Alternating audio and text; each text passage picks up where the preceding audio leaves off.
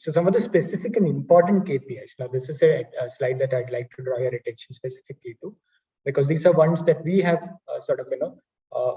we have understood, or rather from the discussions that we have had with industry leaders and our customers and everybody else that we are working with, to really figure out what really is it that the SecOps teams need to focus their attention on.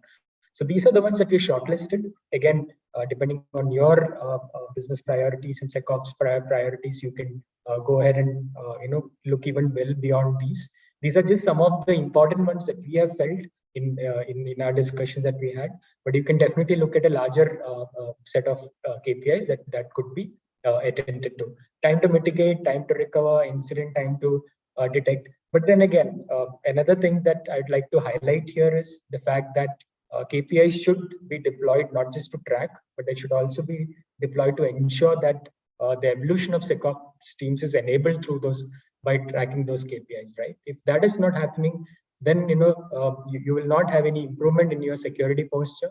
And with newer threats coming in, newer malware loaders being seen in the wild, it'll just be a matter of time before you are attacked, and there'll be a cost implication that comes in. So that evolution part is very important, and these KPIs sooner rather than later, let me rephrase that, sooner than later, they should definitely feed into an evolution program where you're constantly improving yourself.